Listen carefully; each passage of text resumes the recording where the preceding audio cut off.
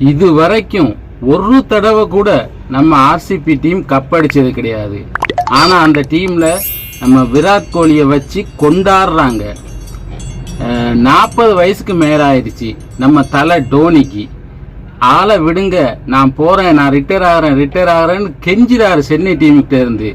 ஆனா சென்னை டீம்காரங்க விடவே மாட்டேங்கிறாங்க, இன்னும் அவரை வச்சு கொண்டாடுறாங்க. நீங்க கேப்டன் பதவி எனக்கு வேணான்னு அவர் சொல்லியும், நீங்க கேப்டனா இல்லாட்டியும் பரவாயில்ல, எங்க டீம்ல நீங்க இருந்தா போதும் அப்படின்னு சொல்லிட்டு, நீங்க விளையாடாட்டியும் பரவாயில்ல, சும்மா ஒரு ஆளா நின்றா கூட போதும் அப்படின்னு சொல்லி அவரை விடவே மாட்டேங்கிறாங்க நம்ம சென்னை டீம். ஆனா 5 தடவை, ஒருக்கா 2 தடவை இல்ல, 5 தடவை கப்படிச்சு கொடுத்த நம்ம ரோஹித் சர்மாவை அந்த மும்பை இந்தியன்ஸ் டீம் வச்சு என்ன பாடுபடுத்துறாங்க.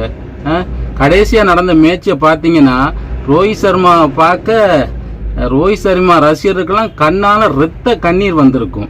அப்படி ஒரு சம்பவத்தை பண்ணி விட்டாரு நம்ம பாண்டியா. ஓடி போய் பவுண்டரி லைன்ல நிக்க சொல்றாரு, அங்க போன்னு சொல்றாரு, இங்க போய் நில்லுன்றாரு, பவுலர்கிட்ட பந்தை எடுத்து தொடச்சு கொடுன்னு சொல்றாரு. அந்த மனுஷனை பார்க்கவே பரிதாபமா இருக்கு. அவர் அங்க இருந்து கேக்குறாரு, அங்கயா, அங்க இல்ல, நீ இங்கால போய் நில்லு, இங்கேயா சொல்ல, அங்கிட்டு ஓடுனா, இல்ல இல்ல அங்கால இல்ல இங்கால அப்படின்னு சொல்லி அந்த மனுஷனை படுத்தின பாடு இருக்கு. நமக்கே இப்படின்னா 5 தடவை கப்படிச்சு கொடுத்த அந்த மனுஷனோட மனநிலை எப்படி இருக்கும்?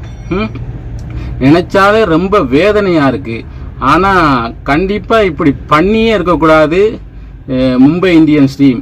அவரை பேசாம நீங்க எடுக்காம விட்டுருந்தா கூட அவரை வேற ஏதாவது ஒரு டீம்காரன் எடுத்து கொண்டாடி இருப்பான். ரோஹித் சர்மாவை கேப்டன் பதவி, கண்டிப்பா கேப்டன் பதவி கொடுத்துருப்பான், கொடுத்து அவரை கொண்டாடி இருப்பாங்க. இப்ப உண்டு பாண்டியா, நீங்கெல்லாம் அவரை போட்டு படுத்துற பாட்டுக்கு நான் சொல்றேன், இந்த தடவை சொல்றேன், கண்டிப்பா மும்பை இந்தியன்ஸ் ரோஹித் சர்மாவுக்கு பண்ண துரோகத்துக்கு கண்டிப்பா இந்த தடவை செமி ஃபைனல் கூட வராது. அப்படி இருந்தும் அன்றைக்கு யார் பார்த்தா தனியாளா நின்று ரோஹித் சர்மா தான். ஆனா அவர் மனசுல எதுவும் வச்சுக்காம ரோஹித் சர்மா தான் கடைசி வரைக்கும் தனியாளா நின்று போராடினாரு. போராடியும் அவரால் அந்த வெற்றியை பெற்று கொடுக்க முடியல.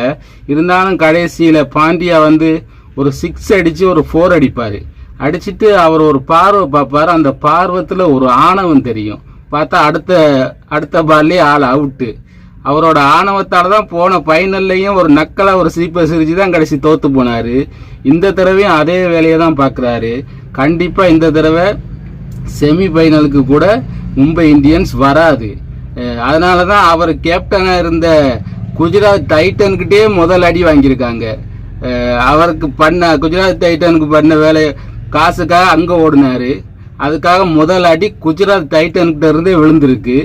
இனிமே நிறைய அடி விழுகும். ஆனா நம்ம ரோஹித் சர்மா, அவரை நினைச்சாதான் பரிதாபமா இருக்கு.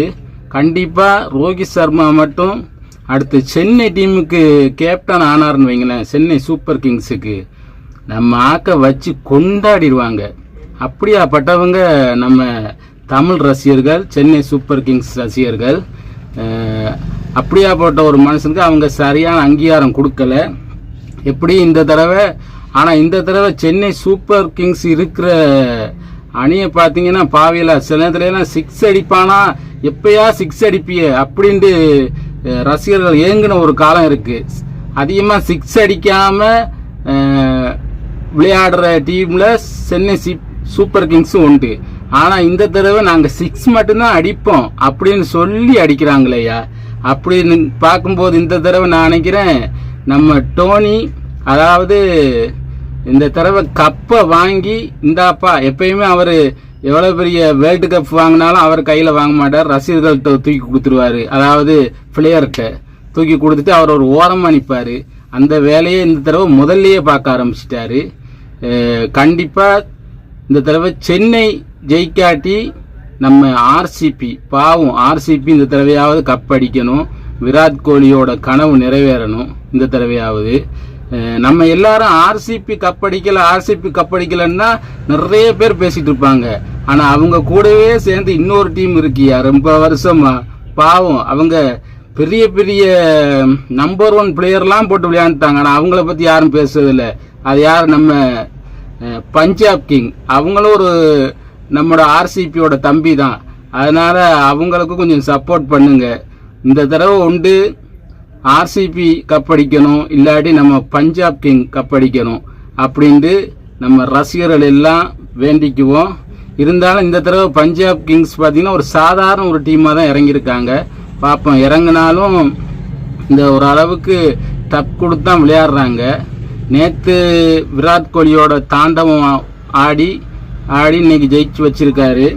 பார்ப்போம் இந்த தடவையாவது நம்ம ஆர்சிபியோட கனவு நிறைவேறுதான்னு. Okay, bye. I am very happy. Start music.